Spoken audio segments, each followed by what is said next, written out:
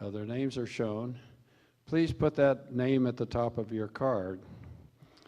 If you want to address the panel as a group, just put panel. And that way we'll be able to answer the questions in the way you would prefer. So let me make a few introductions. First of all, Charlie Brock. Incidentally, I'm not going to go through their entire resume because, first of all, you have an abbreviation of the resume in the handout for this panel discussion.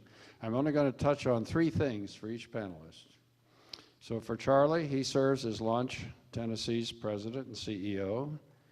He has an extensive experience in securing private financing for new startups. And he served as general partner of the Chattanooga Renaissance Fund, an early stage angel investment group. Charlie Brock.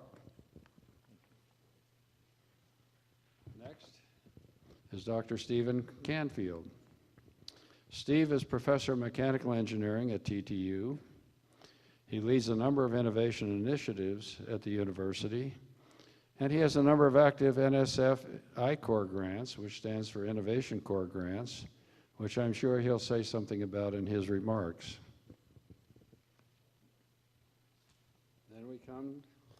Then we come to Dr. Richard DiMartino.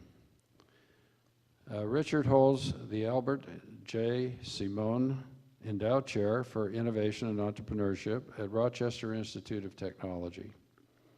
He's responsible for promoting the RIT ecosystem, which I dwelled on probably too long in my remarks. His teaching interests include entrepreneurial motivations, technology commercialization, and small business growth.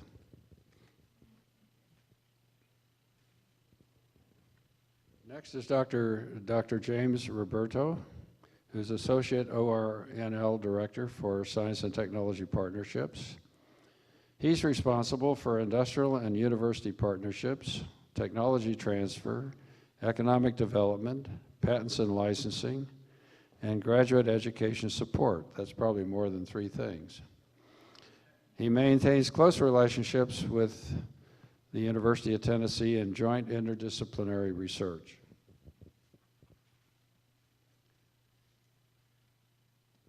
And our last panelist is Sam Weaver.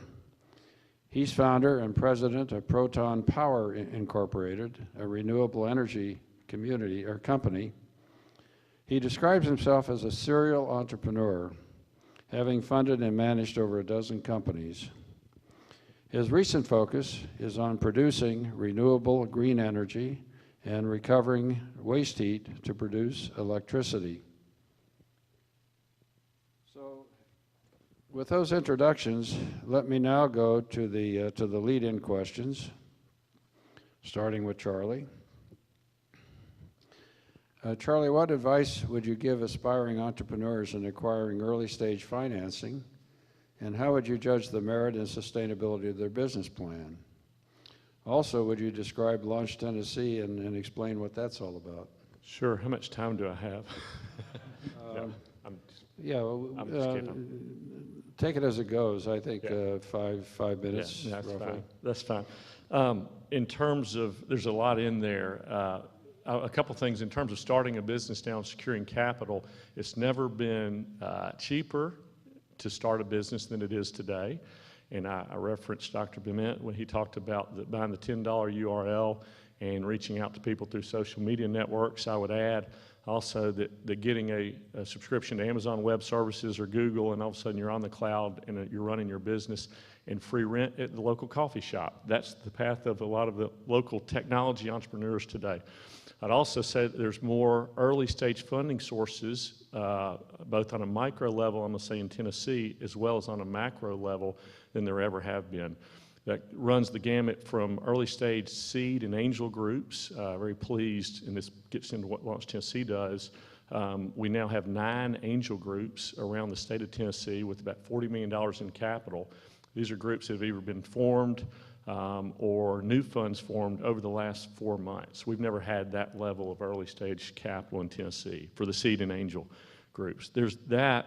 There's also, there are enormous resources on the internet, whether that's working with crowdfunding, sites like Kickstarters and Indiegogo. I saw recent numbers for 2013 that said they estimated that $5 billion worth of projects were funded on crowdfunding in 2013. Now that's equity sites as well as lending sites.